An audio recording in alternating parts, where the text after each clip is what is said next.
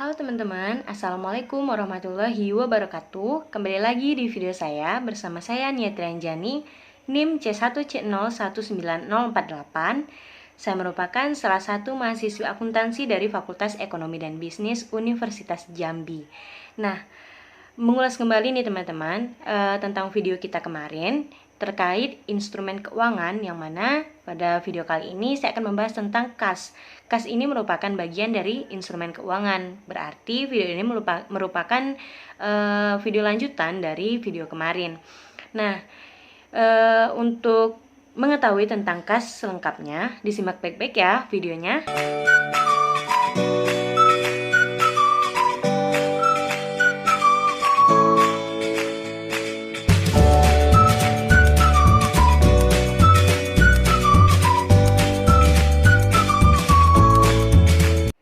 Sekarang kita masuk ke pembahasan kita yang pertama, yaitu tentang konsep dari kas itu sendiri. Nah, kas ini adalah aset keuangan yang digunakan untuk kegiatan operasional perusahaan. Kas merupakan aset yang paling liquid karena dapat digunakan untuk membayar kewajiban perusahaan.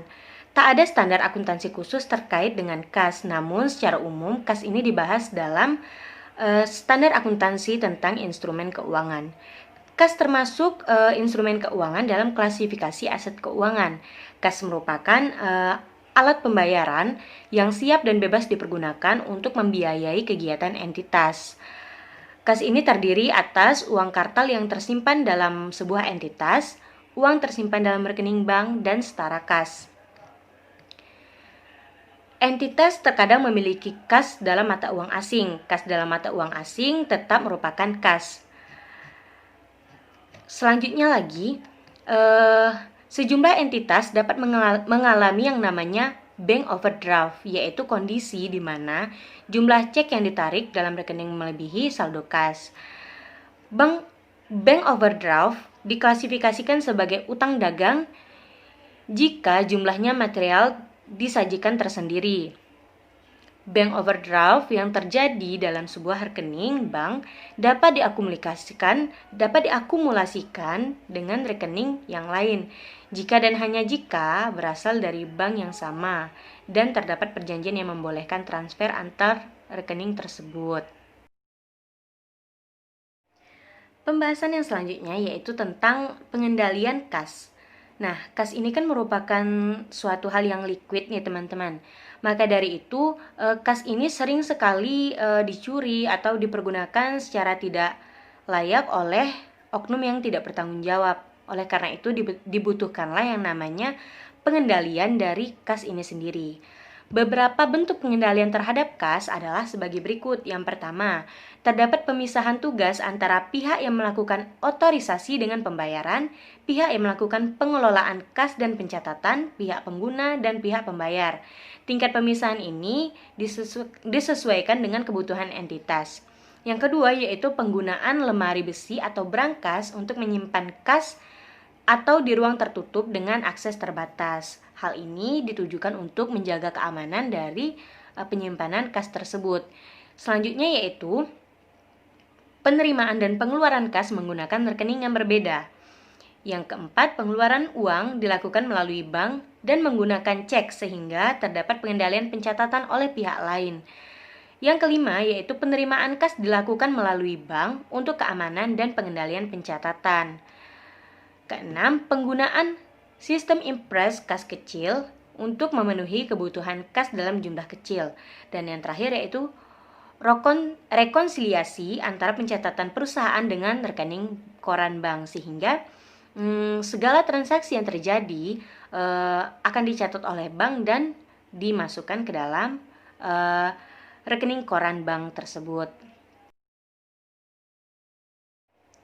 Selanjutnya, dalam rangka pengendalian ini, sistem impers lebih baik karena jumlah dana kas kecil akan terkontrol dan tidak akan terjadi penumpukan dana kecil dalam unit pembayaran atau kasir.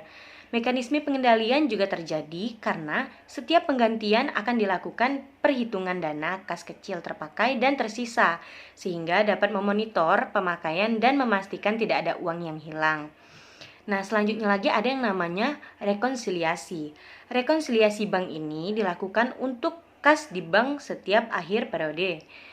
Dibuat rekonsiliasi ini diantaranya pada bank dan saldo kas menurut catatan entitas.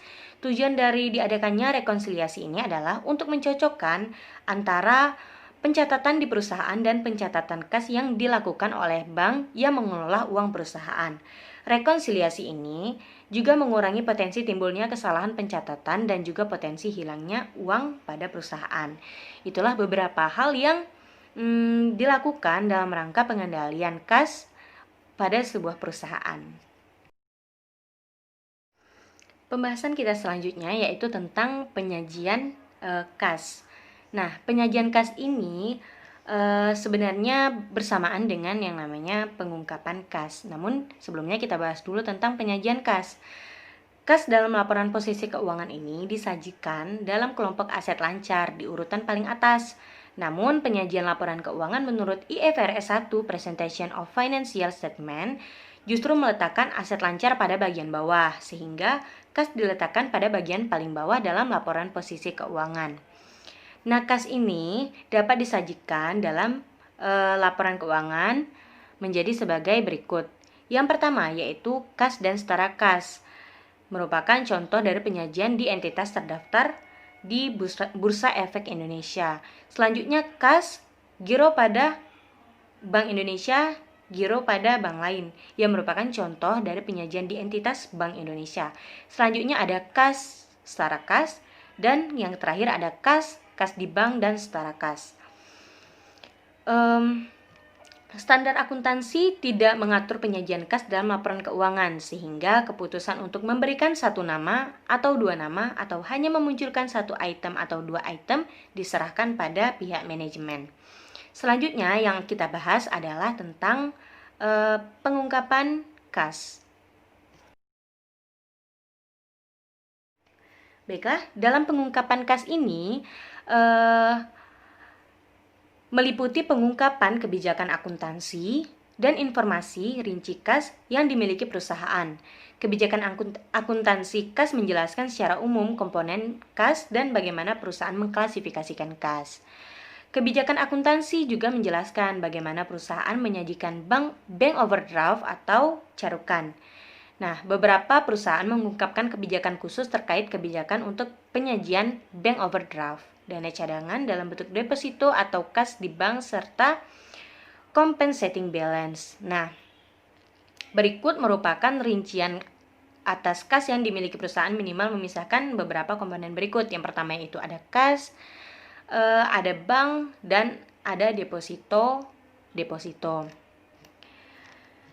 Dalam kas ini, saldo dan kas itu dalam bentuk uang tunai di perusahaan, sedangkan bank yaitu saldo kas di rekening bank yang diklasifikasikan sesuai dengan mata uang dari rekening bank tersebut. Deposito yaitu yang memenuhi kriteria sebagai kas atau setara kas dan tidak ada tujuan penggunaan khusus. Itulah dia beberapa jenis pengungkapan dari kas ini sendiri.